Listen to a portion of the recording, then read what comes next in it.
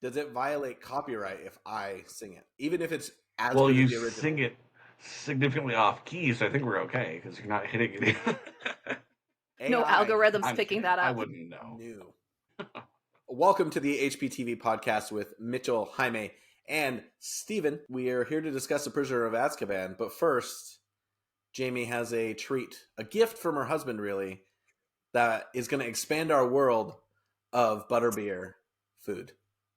My husband was very excited for me to try these butterbeer fudge stripes, which I will say I like the regular fudge stripes. Remember, Mom used to always get them when we were little. I think they've gone done. Cookie things she would have around. They were really good. Yeah, we would sneak them. That and they have a hole in the middle because I like to put them on my finger. And yep, this and black. Remember, she would always buy black cherry soda, and we'd have to like sneak it. And now I'm like, ew. She thought she was hiding it from us, but well, it was just forbidden. That's what made it good.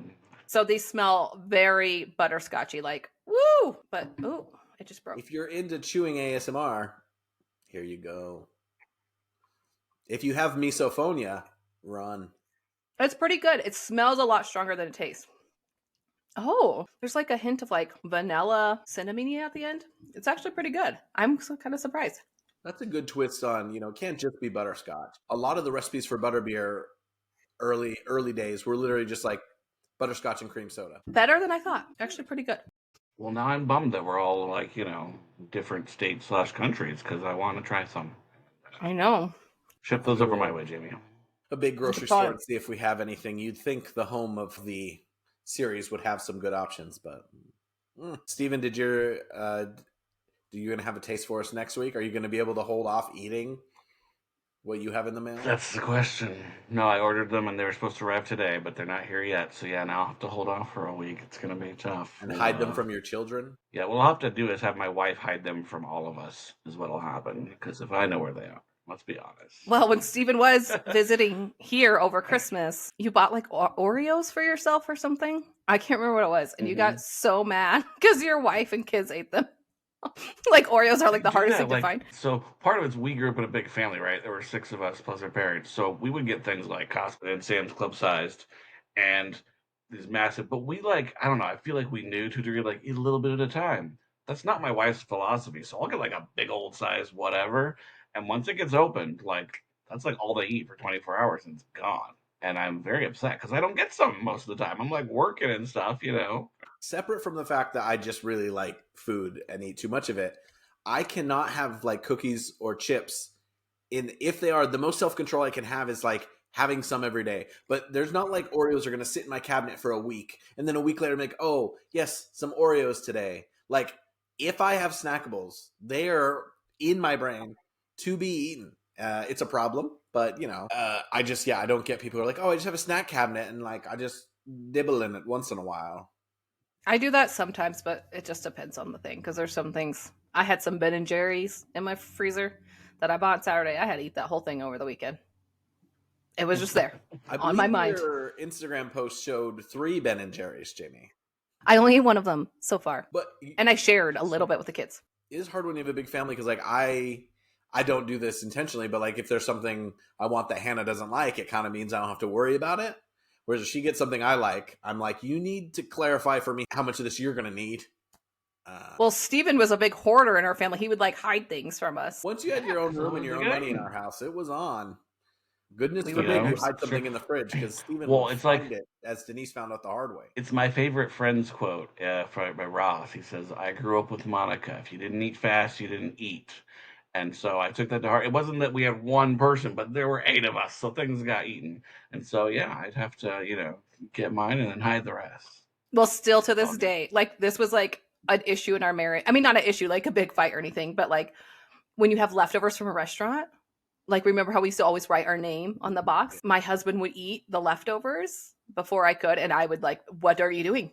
You want those leftovers the next day, you're going to be craving them. And I'll purposely not finish my food at a restaurant to eat the leftovers the next day. And he had to learn the hard way. Do not do that. So now I write my name on it, even though we're the only 2 adults. But no, we did have our older sister, Mitchell mentioned that. Hopefully she never watches this. But when she was like one of the first was like get a job and she'd like buy her own stuff that had to go in the fridge. And she'd put on there like touch this and die and threaten our lives and stuff like that. And we believed it. We were very careful of her things because we Except for didn't that want it to cake move. that one time, Steven. I don't remember this. Can you share the story? Oh, Remind me. yeah. I swear we talked about this recently, like within the last couple years. But she had like a cake from something, and we were all forbidden to touch it, and someone ate it. And mom was like, "You all have to stay in the basement until we know who did it." And I took the fake blame just because I didn't want to be grounded anymore.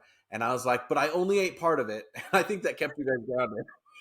But Well, and just for the record, the basement was a finished basement where our bedroom were. It sounded like we were locked in a dungeon. They chained us to the radiator. That's but yeah, I remember I was allowed to go play with my friends and ride my bike, and I never did actually have any. And I think like 10 years later, Steven told us it was him. Well, I did accidentally set our parents' carpet a little bit on fire one time, and I held my guns until Steven took the blame. So, karma. I think I dented like a wheel well of one of the old crappy cars once. And they're like, "How did that happen?" But that was less accused. No one was in trouble for that one. But if we're confessing things. Anyway. Well, that was the beauty of having our old beat up cars. You get one more dent and you can't even tell, so it didn't matter. I worry about that now. I have like a car without dents, and I'm like, if someone bumps up against this thing, I'm gonna be pissed. I know getting new nice things is like, I almost love that my phone's only like 6 months old, but I can like throw it now and not be worried about it. Those first weeks, you're like precious. Yeah. And like the first time I got a nice car, not even a nice car, a car that was like 3 years old, but it was new to me. I treated that thing so nice. Anyway, none of those crimes would land us in Azkaban. What a transition. We're talking about Harry Potter and the Prisoner of Azkaban, Book 3. We've all watched the movie recently, and we're going to talk about what they did good and bad and what we need to see done differently in the television show adaption. So I guess first, where does this one rank for you guys? Okay, this is hard for me because watching it, there's things that are better than the first two. There's things I really dislike. I think it was more watchable than the first two. In some ways, like the first two, I just felt like they were kind of dragging for me, but it's also because I know the content so well and I know what's going to happen. But this 4 and 3 for me kind of go back and forth. I think this would be 7 or 8. So 4 and 3 in some ways go back and forth. I know. But I have it right now at 7, but I started watching the beginning of 4 and I actually really love the beginning of 4. So it's hard. And I feel like that about 3. Like watching it again, I was like, the first like 2 acts I thought were much better than I remembered, but like they did not bring it home in the end. Like you just end it so confused and like, what is going on? And I get like the production design is pretty different and stuff, but in a way it's good having just watched the other two because it's like a departure. But I kept my ranking from last time where it is dead last. I have it in last place. But it's I don't know, I think part of it is it's due to the story itself from the book, and then we'll get into this. But just like at the time reading it, it was like my favorite book, and in some ways, it still is my favorite book because of just like the experience of like reading it the first time. But it opens up so many like problems and like plot devices for the future that like once you introduce time travel, you know, like nothing else matters really, you know, and it's like we're gonna go back and fix it.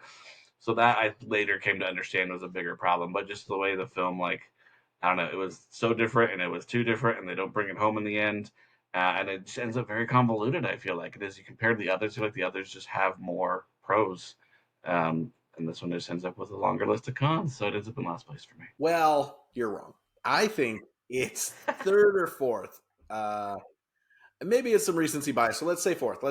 Here's why. Because it is a huge shift from the first two, and it is stylistically so different from the rest, which is like not great, not cohesive, but you don't ask Alfonso Cuaron to come in and not do something interesting and original. And actually, I just don't know why you don't like the tone, Jamie, because he kind of takes it in like this more whimsical, slightly dark way of it. And so, yeah, the time travel that's J.K. Rowling's fault. Also, I love the ending. I think it's a hard one, and we'll talk about this with the show, to put on the screen because it is revelations of people talking. And I think coming off of a kids series where there's kind of been these action oriented endings for the first 2 books / films, it's hard to have talking in the Shrieking Shack and essentially having 2 climaxes, because this is a little bit of a different rhythm to the last third of the book, because I think I looked in, it was with 1 hour left is when they go in, and you got to think a lot has to happen to be revealed and then kind of go back and have the time travel again. Also, Harry's biggest expecto patronum is not at the very end, it's earlier, and that bothers me. Anyway, I really like the production design. Even I'm glad that wasn't the tone throughout the whole films, because I think that is a different series of films. But I just thought it was whimsical, and it was, I don't know, whimsical might be a strong word, but it had some quirkiness and zaniness that really worked for me. And I enjoyed it as it went along. It hops and skips around a few things that I think could have been valuable and would have been kept by other directors. And I think partially because it is one of the better books when you really break it down. And it is the last book before the world really breaks open into kind of the war. I know Goblet's innocent through most of it, but yeah, and it's the only ending without Voldemort. So I kind of like it for that reason, that it's a bit smaller stakes. It's really about Harry finding something out. And so that is the story. And I just, other than I don't love the werewolf production design, I think they nailed a lot of it, and it felt so unique. Can I just say, I mean, okay. And also when I started researching about this movie, and I think it's because I come from a film background. I have a lot of people in my life who love this movie. I think because Alfonso Cuaron directs it, and I love him. Like Children of Men, amazing movie. I even love Gravity, even though people have issues with it. His first movie, which I loved, I watched like 50 times in film school. Oh, not an issue with him. And he hasn't spoken directly about Harry Potter, but he did do an interview one time where he talked about going from small budget, more independent things to the pull of like this huge movie. He didn't name the movie, but come on, it's Harry Potter. And how like there was difficulties with that because you're trying to make production happy. People have their opinions and all that kind of stuff. But I feel like it's some things were planted in this movie that go throughout that I love, especially the style of certain things about the castle, the look of it. But I feel like it was too much. And I do think it's good that the next two directors could pull down from that, correct in some ways. But I just feel like it's so different from the first two films. And some changes were necessary. The kids are maturing and growing up.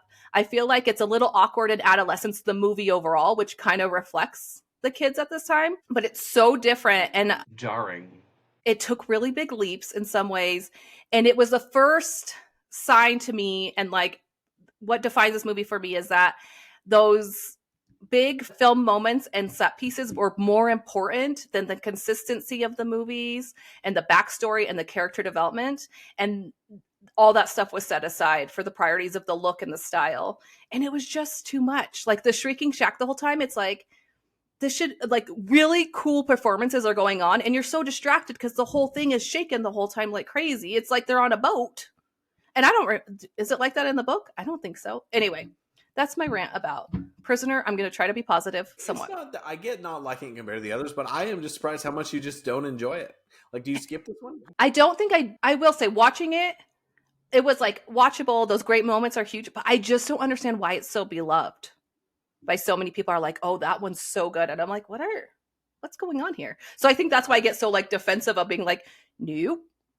And then just like major. It stands out in such a way where it's like that difference in style elevates it above. I just think it's well done, and it stands in, and it works well. Go ahead, Steve. Well, I was going to say that I mean, I like all of the movies, right, to a degree that we've talked about, but this is just the one that I happen to like the least, I think. And I do think, like what Jamie said, like, I think it was jarring enough from the style, and then just like, I felt like it was just watching it for, what, the 20th, maybe 50th time in my life, for this podcast was, I know it's going to happen, but it still feels disjointed. It feels like there was, and I guess I could jump ahead and just, there was this, like, any conversation with Lupin that Harry has, like, Harry starts to, like, say something, and Lupin just, like, reads his mind and says, oh, you want to know about this? And then starts, giving this exposition. It's like, what are we doing right now? Like, hold on, show, don't tell, like, basic rules and things like that I was like, ugh.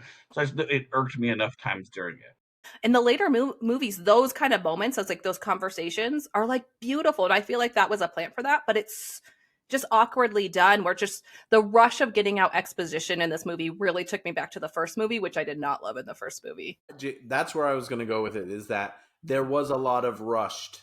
That was my least favorite thing. There's a lot of rushed talking, like the exchanges between like Harry and Mr. Weasley, Harry and Lupin, like the Shrieking Shack, which is supposed to be this, like, this book is going to benefit so much from it, because even though it's not that much longer than 1 and 2, as the other ones, all jump into being much longer books. There are things that need to be talked about and felt. Whereas I'd even say Order of the Phoenix, which is such a long book, it is a lot of talking, is a lot of information that you don't want to rush through, but could probably be surmised. Whereas like Goblet of Fire needs to be long because things are happening, like events, moments, and I think this will really benefit from it. So I did notice, Jamie, you put in the notes that this one made the least amount of money, which is interesting. Is it a reflection of quality, or was it not at the peak of its popularity? Like, it is very different. You think about when the first two came out, Mitchell, you were in elementary school. I was either in elementary school or middle school for the first one. So by now, Steven and I are in high school. So I'm wondering if like some of those kids that like maybe wasn't as cool to go see Harry Potter at that point. Again, the awkward adolescent stage of like going into like teenagedom. I wonder if that had something to do with it. But I was kind of surprised by that as well. I will say this is one where I was dozing off during the midnight showing. I remember dressing up as a Dementor. I essentially just we had wispy black witch robes or something. And I went and I was really sleepy. And so maybe that does say something negative. But let's get through. Let's each pick. I guess you guys probably have more than one. I'm going to point out one thing that really bothers me in the Howler. Jamie's got 47. So, and we'll see. I have a bunch of notes. I'm sure some of them are complaints. But for me, at the very beginning, Harry using Lumos in his bedroom, and then looks cool. Later, looks cool. We'll give it that. Yeah, it made for a cool way to pop up the title. That was true. And we've kind of learned the whole using magic underage thing. It's weird how they accept it and then it go, and especially if it's wandless to me and it's incidental because of emotion, I don't think it should be punished. I think that gets a little bit muddled throughout the books, and you also find out how the Ministry can sense it. Like the Weasleys technically could have been doing magic because their parents were there, so they wouldn't have sensed it. Anyway, it's messy, but it's just funny that 2 minutes later, it's like, oh, he's in trouble for doing magic. I was like, well, we just saw him doing it under the blanket. Yep.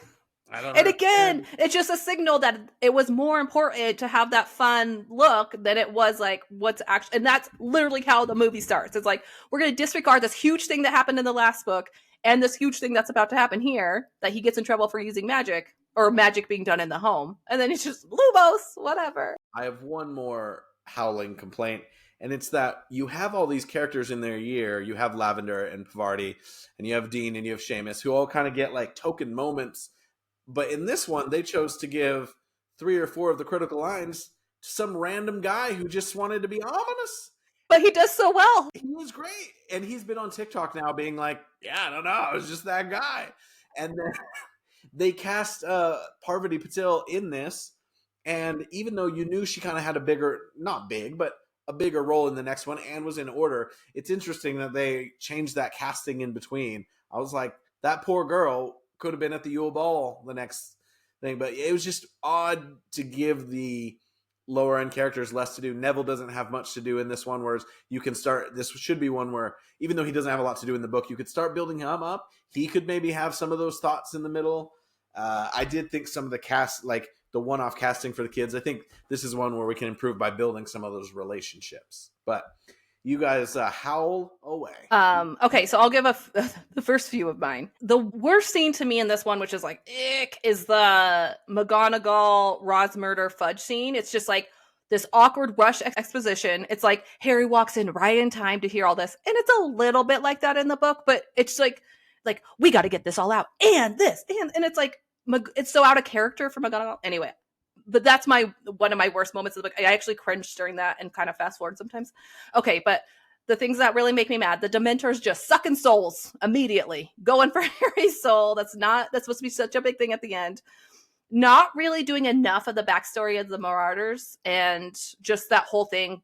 And I understand kind of dropping some of that because it's really big in this book, but there's important elements in other books, but this is where it really lies. Ron in general, I go back and forth with this. Some ways they make Ron actually a better person, but in this, they kind of like give some of the crueler lines about Hermione to Ron, and I don't like that. And they like just things that redeem Ron, they take away. And I actually think he's the best actor of the trio. But those are like my biggest ones. I think Daniel Radcliffe I don't know if takes a step back is a word, but he has a couple real questionable ones. But of course, his character is growing, so he's being asked to do different things. But yeah, some of his readings get frustrating. So yeah, it's interesting to think that if they're not setting the others up for success. And they do like start to hint at the Hermione-Ron relationship a little bit here. Yeah, they do. They're 13. It's fun to have a little bit of this now, although like I just still never bought that relationship at all.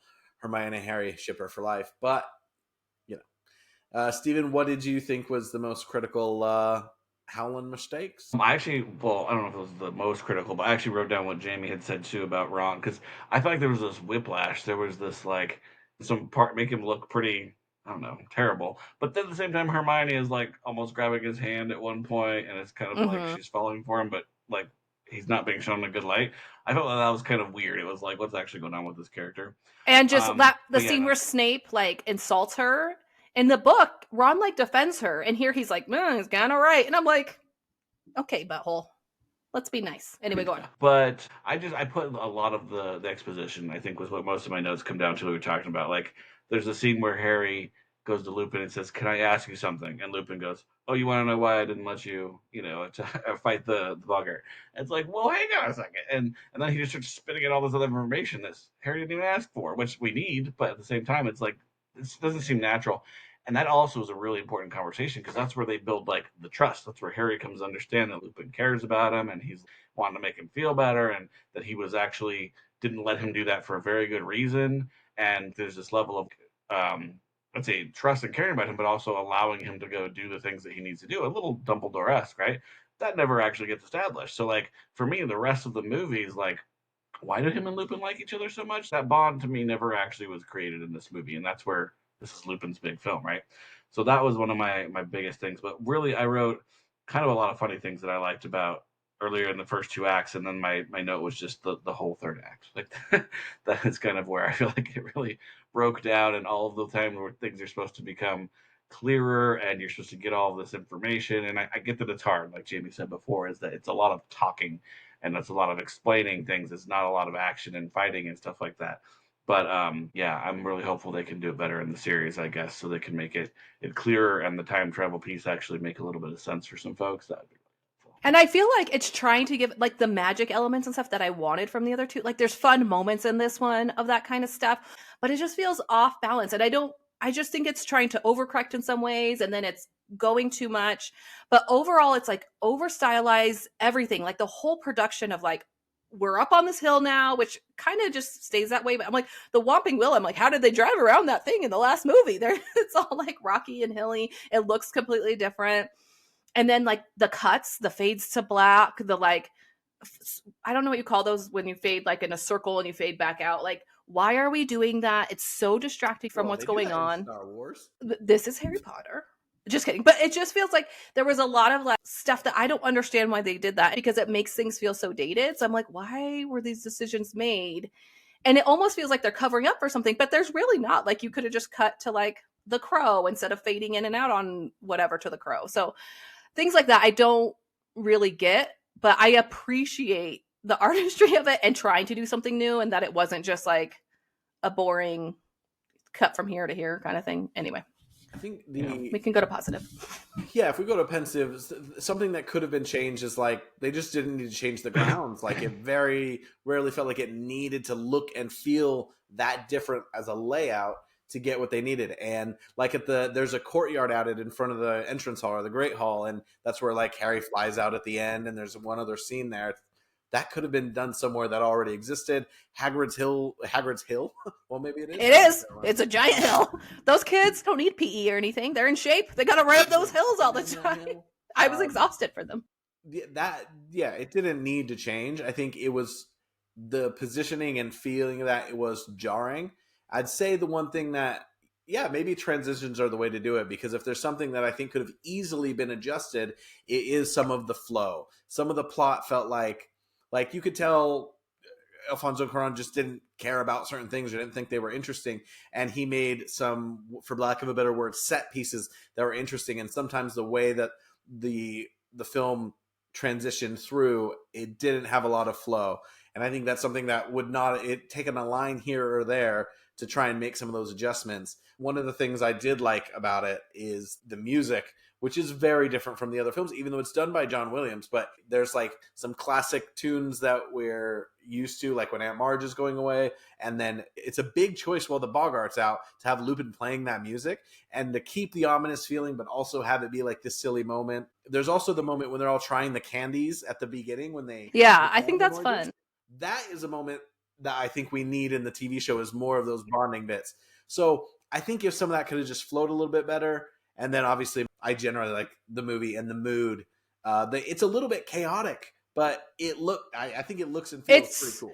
I think that what it is. It feels that like chaotic rush, like the dialogue that's like that. The movie kind of feels like, but then there's weird moments where we're like taking these big shots of the grounds, which are beautiful, but it's like, could we cut that like a few seconds shorter and been able to talk a little more about this? Which I wonder with Cuarón, because I feel like he's really good at dialogue and like directing dialogue in those moments. I wonder if he tried to do that and he was pressured into like more big set pieces or felt that way because he had never directed anything this huge before. Like he had to do that. So I don't completely blame him. There's a lot of pressure from studio or from like outside opinion and picking up on where someone else left off. I just feel like David Yates picked up on everything when he starts taking over the movies. And he incorporates all that. And it's really cool how he does that. So it's just having that comparison is kind of working against it for me. It's cool too, because it's a part of like the understanding your fan base, right? Because I think you had your first two movies with Chris Columbus. You had this departure, which, arguably veered too far outside of the norm, right? And then with 4 and 5, I think they kind of pull it back in, right? And they find that balance. David Yates came on with the benefit of being 5 movies in or 4 movies in, and he also, just as a more experienced director, possibly he knew where to hit, where to put things, how far to diverge from what was already established and still keep it interesting, right, without being dull or repetitive. So I think that this movie does get credit for that, right, and that they took a risk, and I think they saw like, hey, this one didn't make as much money as the others. So on 4, I think they reeled it in a little bit, and on 5 even a little bit more. But it does have its merits for sure. Might have not made as much money because a lot of people might have not liked Chamber of Secrets, and so they were like, "Oh, I'm not going to go see the next one." So it might have been their fault too. True. You never blame Chris. To say for 4, Mike Newell comes in, and we'll break this down more because I think each of these, I think it's going to get easier to explore these because there's just so many intricacies of these stories that now start to get left out and everything. The tone is so different. It's a summer film. It's a brighter film. They all have long hair. I actually kind of like the jarring feeling of how different these two movies are, 3 and 4. Like, I don't know. I just think it's the same world, the same things, but they take wildly different approaches to it. And for whatever reason, that works for me. Whereas David Yates makes a few key changes among each of his movies, and he brings it together really well. And he was a consistent good hand. And I think it is good that they eventually landed on someone to keep it together. But I was like, oh, did I miss not having them bring in some other director to try and play in the sandbox a little bit? Maybe. And can I just say, does every kid need to look that disheveled? Like, I get some of them, but it's like that scene, the hippogriff scene. I'm like, their ties are all up here, like half untucked, everyone crazy hair. I'm like, some of these kids are going to be dressed nicely. We didn't grow up with school uniforms, but of course now my wife is a teacher, and so they're really strict about that kind of thing here. And I see kids around in uniforms all the time. It's still quite jarring. And it is just funny because I know she watches it and she's like, that little bastard with his tie, he better tuck that She's shirt. Umbridge. All right, you guys both give one more positive element here, thing you liked about the movie. I actually have a good list of positives I want to go through. So the first one was that they used the word bitch and they used it properly, and I was like, I love it whenever a movie can pull that off. Yeah, it is in the book, you're right, but she like creatively uses it literally to refer to a female dog, but also Harry's mom at the same time, so it's like tricky bitch. But it was pretty funny. I always think it's hilarious when they use swear words correctly in a movie. But I just other things like the Monster Book of Monsters. I thought that was really cool. I like the idea of it and the look that they came up with. The Dementors I like in this movie better than I like in the others movies, where they get a little more wispy and everything like this. This time they seem a little bit more, I don't know, solid in this movie.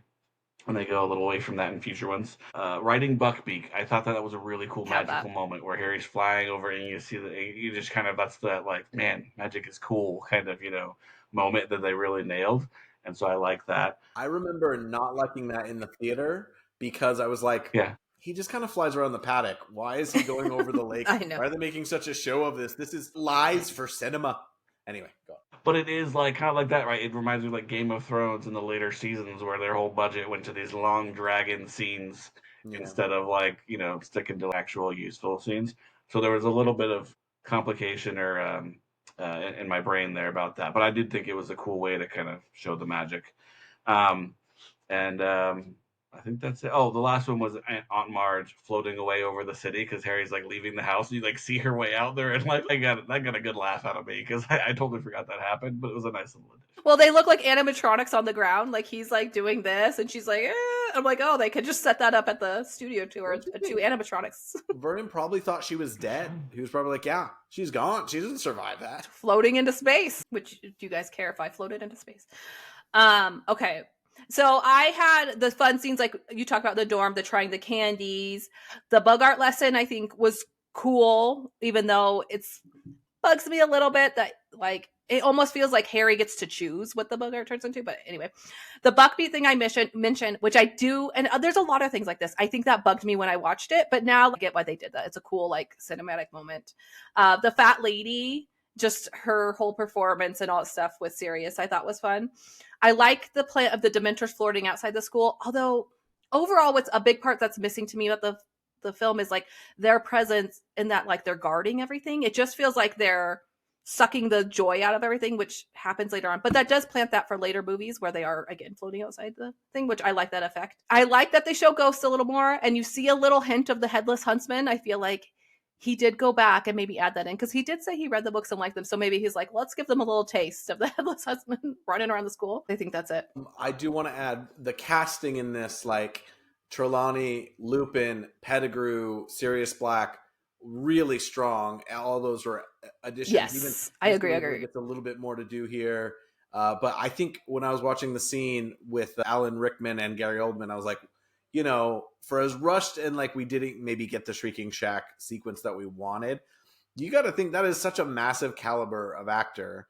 It's so good. That children's book dialogue in that, like, we didn't know how good we had it. And that's like, if they were using the best of the best, then we'll be interesting to see if they go after A-listers now, but it is a different ask to do a TV show instead of a film. So let's move into the TV show. I have a few film notes that I'm going to need to address as we go on here, but let's move towards the television show and just what are the key things that need to be expanded. How many episodes do you think we've kind of done this, but how many episodes do you think this should be in comparison to maybe 2 and 4? Because it is a little bit a uniquely length book. It's the only one of its length. 1 and 2 are very similar, and then 4 through 7 are very similar.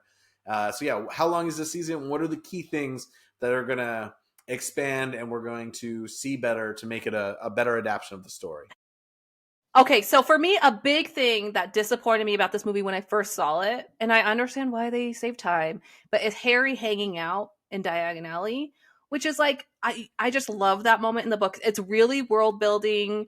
I just think it's so sweet how like kind people are to him and plants the firebolt and everything, which is kind of just shoved to the end of this movie. But I want more of that, which they'll like, obviously another format, so they'll have more time for that. I want more nuance of Snape and his relationship, Ron and Hermione being built up. I actually think performances by those two get a lot better in this movie, but just in general. And then I like how it hints at their relationship and stuff. And then just the Marauders overall and Harry's connection to them. And I don't know, because when I watched this movie, I was like, if I hadn't read the books, I'd be like, why isn't this guy checking in on this kid who was his best friend's son, like Lupin wise? I know he's dealing with being a werewolf, but there's things he could do. So just building on more of that stuff, even maybe a full episode going into the backstory and Lupin in general. I would see this being a good 10 to 13 episode. Like I want a lot, and I think it could be a little long and boring if they did 13, but there's a lot of information in this series and less set pieces than what's going to come in the next couple books. I think I'd be surprised if they do more than 10 or 12. 12 would probably be the max, but they could do like a 6 and 6. And, if they had something smaller they could do, I think why not? Because there are a couple opportunities. Yeah, because we learn about Lupin, but we could flash back to it. I think Lupin and Harry's relationship, I know you guys both had huge issues within the movie. That is something that could be built so much better. Lupin's werewolfness seems so obvious to me now, and I know I read this when I was like 8, so of course I might not have caught on, but I don't know, is it worth building that up as a mystery? And the other thing is Harry, one thing that really sticks with me is this felt like a full 2-3 terms of school. Like he talks about the different sections of divination that they go through. He's like, oh, this term we're doing the mugs, and this one we're doing or the tea leaves are the mugs, aren't they? Anyway, the crystal ball is the last one. Like, I actually want to see that passage of time, and I think that's going to help like an interesting character like Trelawney, like Lupin, be built up through this. And yeah, the more background we get for Lupin, the more of a payoff that there is with anything to do with the Marauders. I think there's just so many interesting places for them to sit and develop with these. Also, seeing Hermione disappear at times and navigate that schedule and the boys not really know what's going on, I think that could also be way more effective for a reveal, even though, like, look, yes, we can't change that time travel as part of the series, and that's a really hard one to navigate. I just think there are all these little individual characters and plots that can be expanded, and, you know, they can keep some random things. Maybe this is the movie where Professor Flitwick gets a makeover and directs the choir. That's not that important to me. Well, and it's like the A story is that Sirius is on the loose and after Harry, and they're trying to figure that out. But Ron's really invested into like what's going on with Hermione a lot of the time. So like you can show so much about his character and Hermione throughout that. And Hermione's more of a mystery in this book most of the time. And so because she's so busy, which I don't really feel like you feel that. So there's a lot of things they could do there where they kind of maybe separate the trio a little bit more in trying to figure stuff out. In this movie, she's in pretty much every scene that Harry and Ron are in, right? It doesn't feel like she's ever missing or off on her own or any of that kind of stuff. And so I think they could do some fun stuff with her disappearing. One of the only books where neither of the other two members of the trio have an extended absence, because in 2, she gets petrified. In 1, she's not even part of the gang. Ron disappears for bits because he gets bitten by Norbit. I've been watching too many Eddie Murphy things recently. Harry and Ron get in a big fight in number 4. Like, it is interesting that this is the one where they really, should have been cemented always as a trio. And yeah, they don't give her a ton to do. I do like when she says in the film, does the back of my hair really look like that? No, but I think she actually should be missing more from the film because she is popping in and out so much that they're like, what's going on with Hermione? And Harry's like, I don't have time to freaking think about that. There's some guy trying to murder me. So it's funny because arguably as I think more about what Mitchell said, like she wouldn't be missing that much, but she's in 2 places at once. Yeah, it's true. At once, right? So I wonder if there's a way to play with that and be like, hey, here's a she's shot. There, but like there, and then there's a shot at the same time with Harry, Ron, and this class, and you don't realize until the end of the season, like, oh, those took place at the, where you get those shows where, like The Witcher, where you're like, oh, the timeline that wasn't actually concurrent. That could be some cool stuff they could play with Hermione and be like, oh, shoot, she was actually in 2 places at one time. That's fun. The Witcher season 1 is the worst timeline jumping execution, and it is so frustrating. And then season 2, I kind of lost interest, even though it was more chronological. So maybe that is on me. I think of Dunkirk, where you have 3 distinct storylines at different paces. I love the way they come together. But like, time travel is not going to get better than Back to the Future and Endgame. They still have huge plot holes. But what's funny is the time travel is not the biggest plot hole in this. It is the Marauders map. Like, come on, Fred and George. But you have to let it go. You guys missed a lot of stuff with them. Jamie, they're just busy. A Marauders map and a time turner? Yes, but I don't know where my That's the cool piece of magic introduced in this book that Jamie has. Well, my Marauders map is way up here in a box. I can see it. But my time turner's right here. And also how huge the time turner is. I just didn't imagine it that big when she fits over Harry's neck. I'm like, where did all that extra chain come from? But yeah, it's like, here we go. All 3 14-year-olds fit under the invisibility cloak. This is post-puberty, people. You got to forgive something. Mid-puberty, maybe.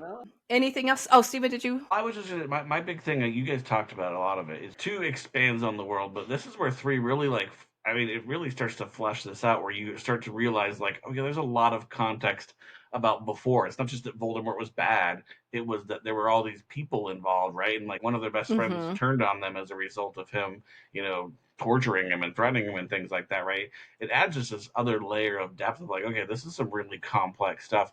And that's something that I feel is completely breezed over, right, in the movie. So I think that's where it comes from, is like, experience a little bit more outside of Hogwarts. Like, I think there's really some cool potential for like some good flashback scenes when they're, because if the Shrieking Shack is too boring and people just talking, like, can we get actual flashbacks to Sirius, blowing up the street and Peter being there and cutting off like some of that kind of stuff?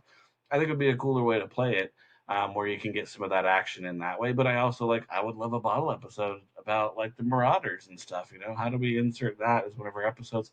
I don't know that we'd go over 10, but I think 9 or 10 would be a good number of episodes in order to get the whole story out there. If they're doing 8 for season 1, yeah, it really makes sense to go to 10 or 12. Well, and even when I reread the books, because I'm always listening or rereading the books, sometimes when I get to the time turner, I'm like, oh, I have to go through all of this over again. But you kind of want them to have the time to do that correctly. And it is cool. Like, if you haven't read the books or you don't know, it is cool how they're affecting what's going on. I mean, not hitting each other with rocks, but like stuff like that where I'm like, it is well done. Yeah. I remember this movie, watching it the first time with friends who had not read the books. And like, I literally spent an hour after the movie was over explaining to them what all was going on because they were so confused. It's like, it's got to be clearer. Yeah, this is the first one where I'm like, how do people really get what's going on here if they didn't read the book? Like, that's why I'm always surprised. I'm like, you love that. I'm like, do you know what's happening? Do you understand? Well, I'm just a nerd. Yeah, it can be confusing. And with the Lupin stuff, it connects to Harry's parents. And like, I think there's just an emotional beat that's going to get explored somewhere in the TV show that they couldn't quite get into in the movie. Like, Dementors represent depression. Chocolate cure, turns out. But, you can really be like, why is Harry's trauma affect him this way? How does that build his relationship with Lupin? How does it change his relationship with his friends? Because he kind of has he almost foreshadows what's going to happen in Order of Phoenix when he feels really moody and isolated. Like, a lot of that connects to this one here. I do think it's funny when he's in the movie trying to produce his first Patronus, and Lupin's like, what was the memory? He's like, my first time flying the broom. And Lupin's like, that's not good enough. And Harry's like, I don't have that many happy memories. That's what I said to my husband. I'm like, yeah, this kid who's been living in an abusive situation his whole life, like, let that be his happy memory. His happy memory ends up not even being like his own real memory. True. How do you feel about that, Lupin? He's trapped with your best friend's kid who's been abused his whole life, and you did nothing. Like you said, Mitchell, I think for a lot of people, 5 is like just jolting in general, because Harry is like down a lot of the book. That's like my favorite book, because I do feel like it's justified, like that this kid is going through all this and then there's like an evil dude up in his head. But this really starts planting that. It's like his scars starting to really hurt, just all these different elements that can make that leap into the depressed Harry more understandable. It's like all this stuff's going on. No one's really explained this to him. No one's really there by his side. And there's this he's figuring out all this stuff about his dad, which also in 5 will kind of pay off later on. And I think building up Snape in this book is really important too. Like, the Marauders seem like the hero here, but what happens later on and why Snape is the way he is, or, whatever. I think it's important to note in this film, they also win is it the only time that they win? No, they do win again. They win the Quidditch Cup. And Wood! That kind of gets ignored. Yeah, Wood gets his send-off, gets his moment. I think seeing Harry balance, like, the trauma and the developing plot that's going to thicken, and that weight, also with just being a kid, being a jock, seeing that balance come out over time, we kind of forget about that. Also, Harry gets the Firebolt, and in the dumb movie, me calling it the dumb movie, I like it. Yeah, at the very end, whereas actually Hermione and Ron kind of fighting over the Firebolt, and her having still a bit more loyalty to the rules than to them in some ways. I think that is that's just good kids drama. Like, that can really divide you and frustrate you. And then seeing Harry win and have this whole other group of people in his Quidditch team, I think seeing that moment could be interesting. Can I just say, also, when I just thought about this, sorry. When he sneaks into Hogsmeade and he's walking around and he gets really upset after he hears them talking about what Sirius did, he knocks over a choir of little people. I couldn't believe they cast a choir of little people for him. And then he just shoves them over. I was like, anyway, I just remember that. I'm just like, so I must jolted. have been checking my phone when that happened or something. He's like so mad. It's like, knock over like Draco or someone, not these people singing.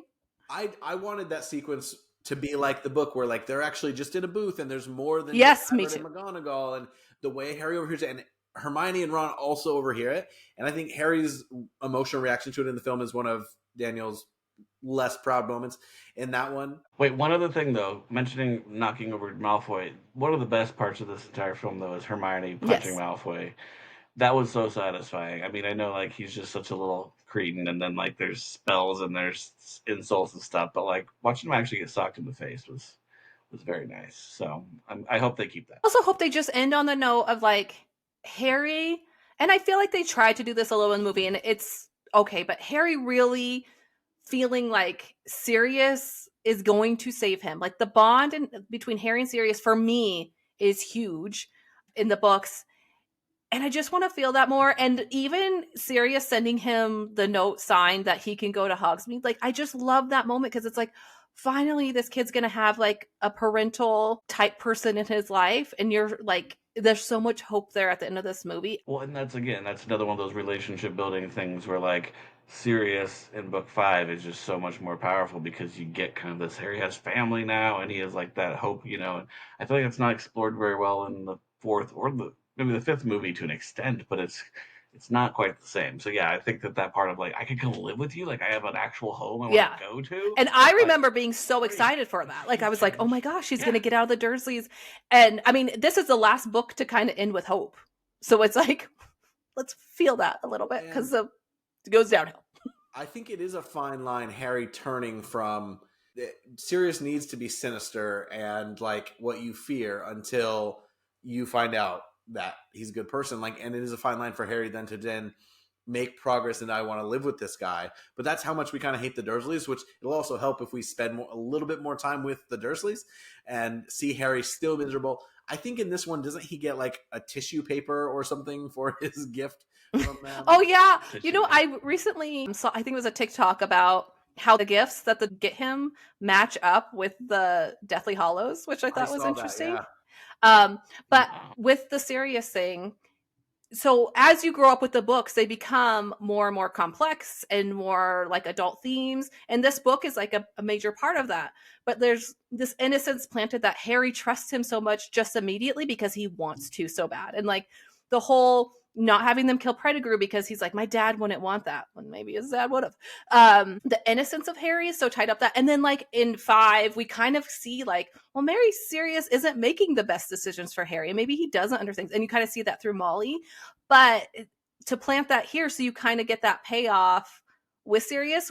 And it's like Dumbledore. It's like all these adults in his life, the relationship gets more complicated and complex because Harry's getting older and he's realizing that.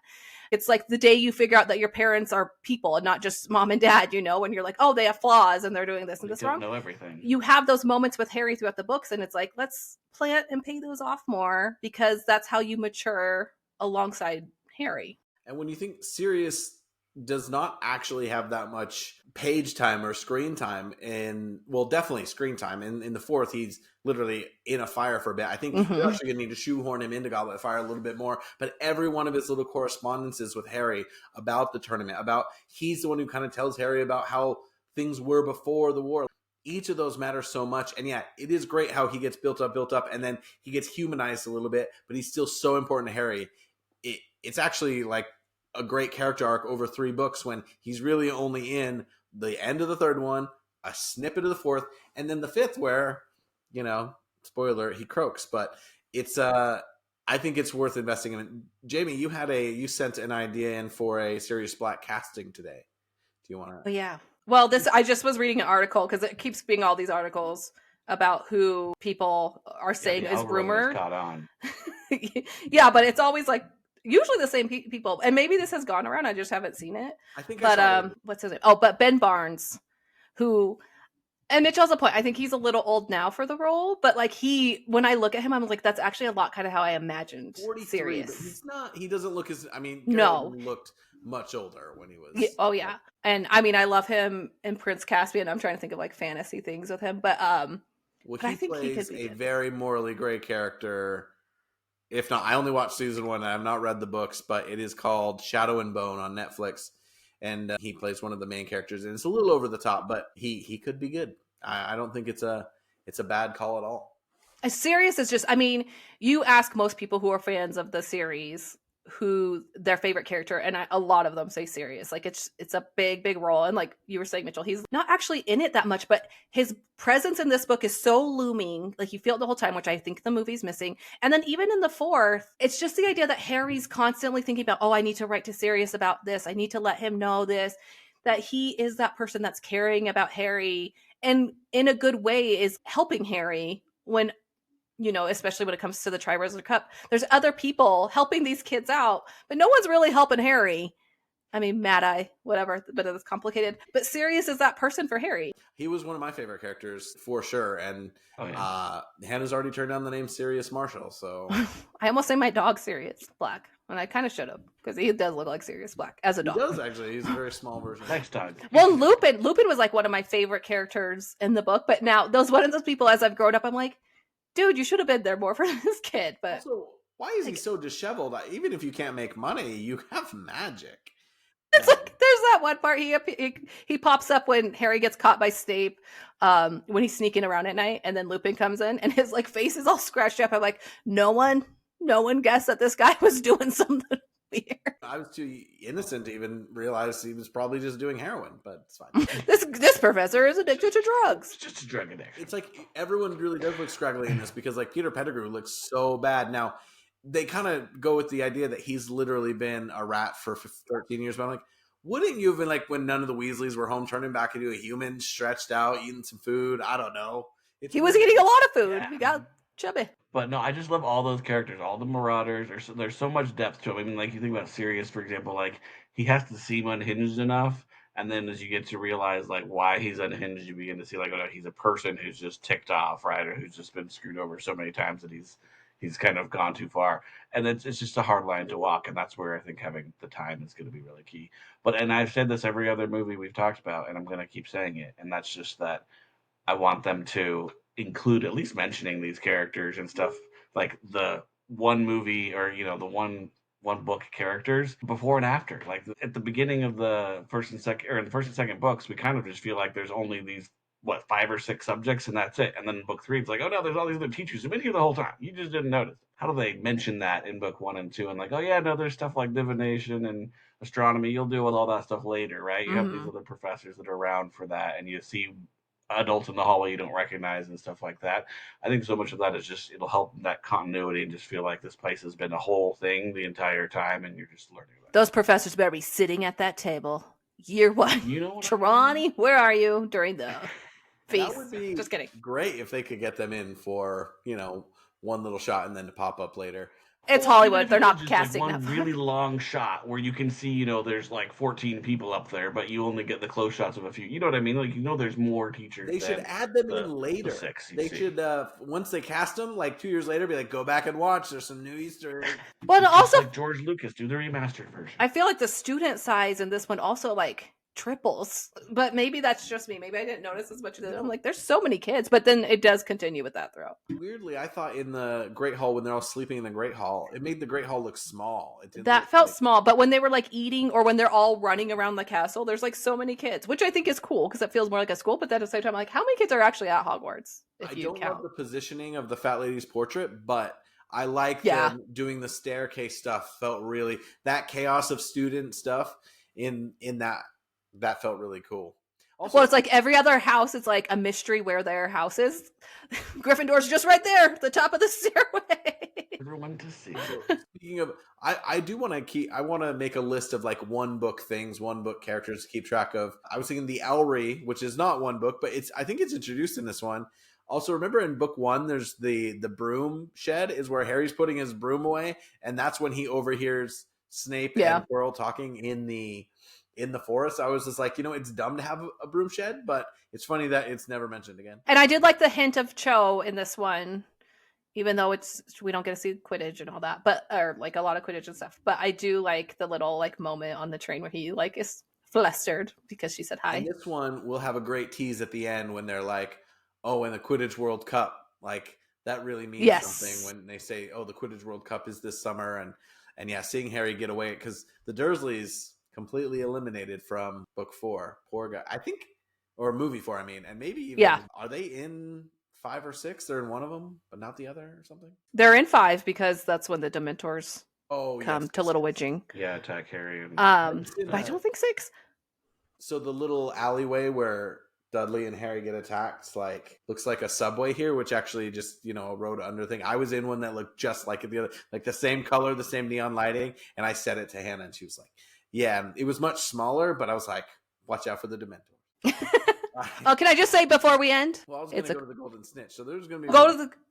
But my last complaint, it is a crime to end on a freeze frame. Okay, go on to the Golden Snitch. Oh, my other complaint was that when they're playing Quidditch, Harry, they're like, he fell from 100 feet. He fell from like 1,000 feet. But then Dumbledore slowed him down. So why does he need to be in the hospital? Anyway, let's move on to the Golden Snitch, which is we can really surmise this to one thing. What is most critical for them to get right to make this a successful adaptation and keep propelling us forward into the next one? And I think we've probably answered this for ourselves, but maybe we can iterate it the best here. Is this book does expand and dig a little bit deeper in ways that, even though it's not directly tied to Voldemort, really sets up so much to come. It does feel like, I think one thing J.K. Rowling does really well is Harry age progresses pretty well. And I think this one did feel like distinctly older than the last one, but I think 4 still, again, feels a little bit older. So what can this season do to make itself distinct, better than the film, and propel us forward? I mean, I think it all comes down to that character development we talked about. I think it's like learning about these people who are going to be really important for the rest of the series. I mean, when Harry gets the Horcrux, the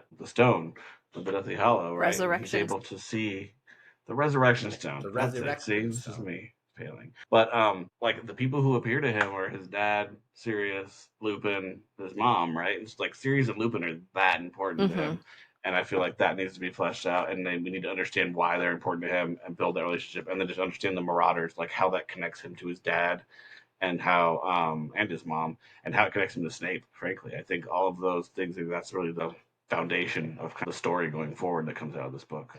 I agree. This is such a character world building book where we go outside of, we get to learn more about his parents. So really doing that. And HBO, we know you love to kill people and people are going to die. So make us really sad about it when they die. Don't just like give us peeks of them and then be later on like, you're sad because someone died in the movies, but you don't feel as connected as you feel like you should. I really think like honing in on these characters. And also, again, the biggest part of this book for me is Harry's need for love in his life and need for people in his life. And really, again, not to make us all sad and mopey about Harry, but like feeling that for this little 13-year-old boy. Just reminding he's still a kid, even though his hair is all over the place and only gets worse.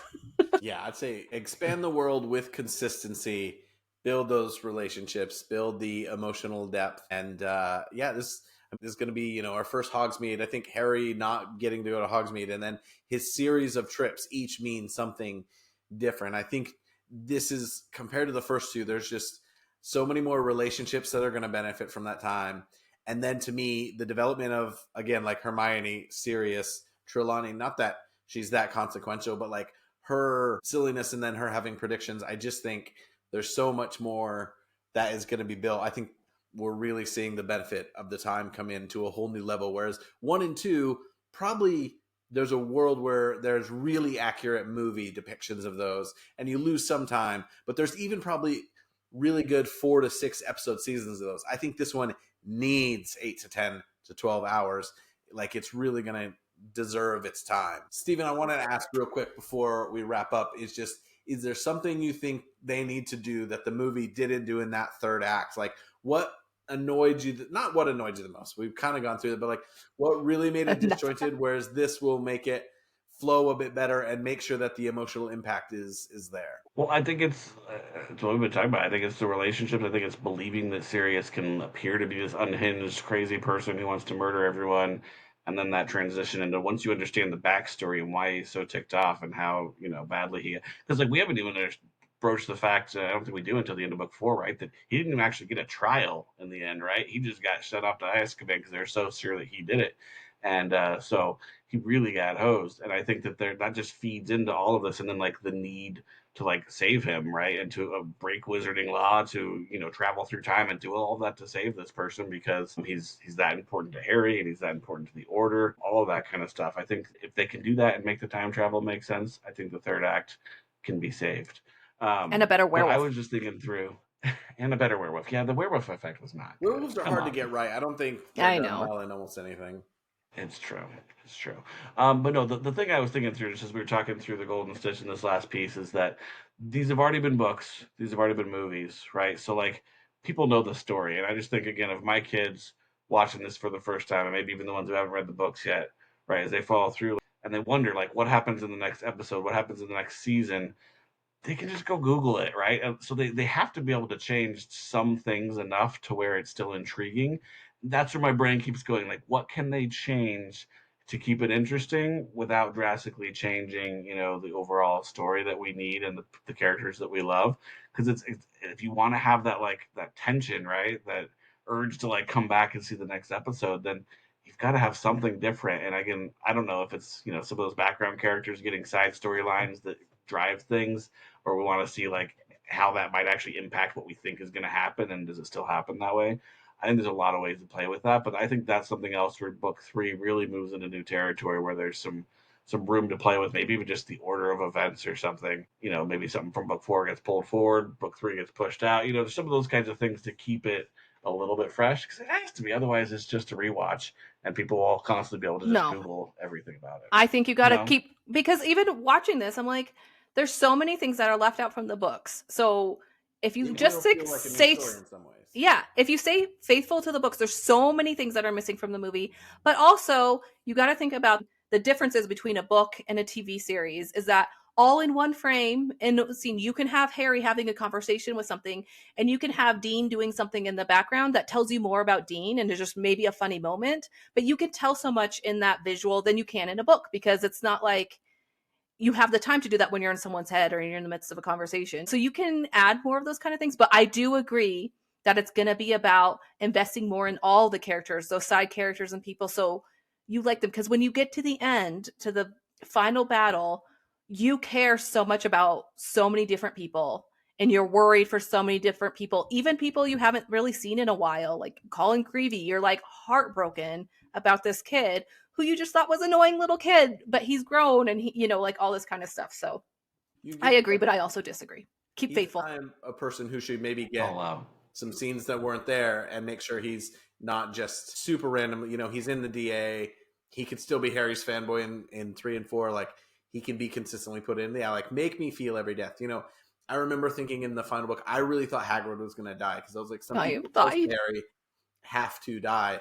And I remember thinking in the final battle, like, oh, he's going to fight Fenrir maybe, or Bella. Like, and a lot of those, there were some great matchups, as I would say, in the final battle. So, they do need to develop them. But maybe we'll do this as a subject. I sent you guys that Reddit the other day that was like, what should be left out from the books, or should be left out that was in the movies. I think it is worth exploring things that you're like, oh, I don't think this served the character. And maybe we can also explore that as like, what could be a change? Maybe we change a character a little bit to help to fill in some space, to create some interest.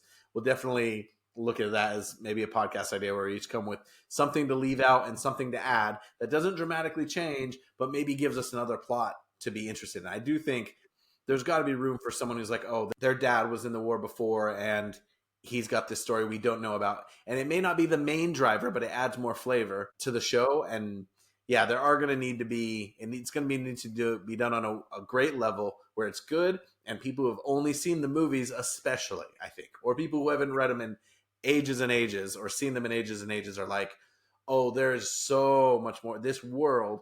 And that's the thing, like, J.K. Rowling's not necessarily a hard fantasy. I've been reading a lot of fantasy books recently. She's not necessarily like a straight fantasy writer. Like, her magic system and her world building, well, her world building, not fantasy wise, but plot wise, is really good.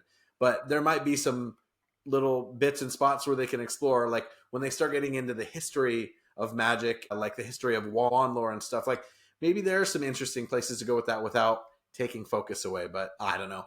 I want to say one last thing about Azkaban is this does as good of any property of making me every time want the outcome of a certain moment to be different. And every time I'm like, why can't he just kill Peter, step on him? And it's like, oh. Can I just say something too that bugs me about the whole thing, about the book? A major plot hole for me. There is something in between murder and letting him just walk out of there. It's called stunning. And clearly It's not mentioned in this book at all. I'm like, stupefy the man. And you're already carrying Snape out. You got the magic floaty thing down. Do that to this guy. It would have saved so much. Like, you didn't have to kill him, but you could have stunned him until you got to the Dementors. I'm just saying. It has to happen for the story, but it is painful. Yeah, Sirius. Yeah, you want so badly for Sirius to be free.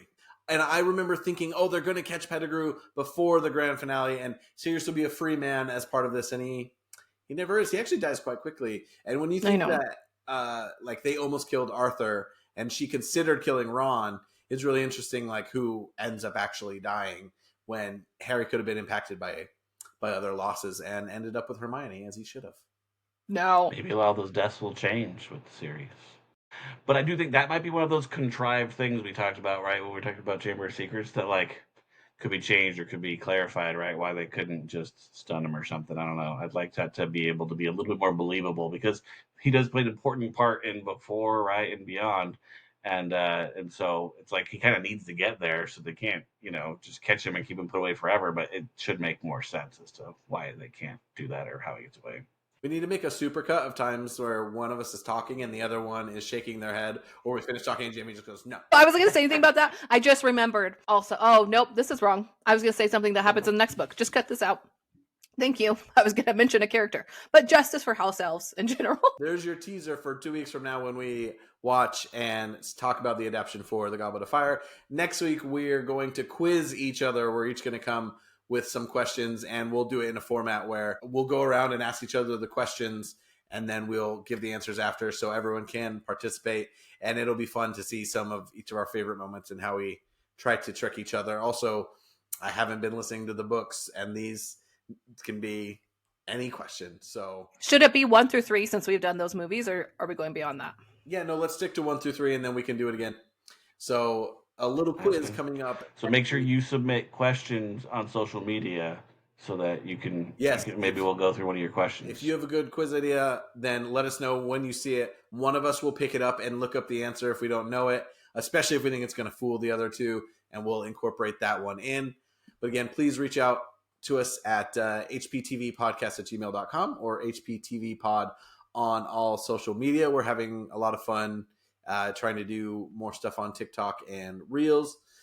So join us there, and we'll, of course, pop in anytime if we get some more news that gets confirmed. We'll keep being around when fun stuff comes along, and we'll keep potting it up sober. I didn't know how to pivot away from marijuana there, but thanks. Back to the weed. Anyway, Jamie, send us away. Peace out, snitches.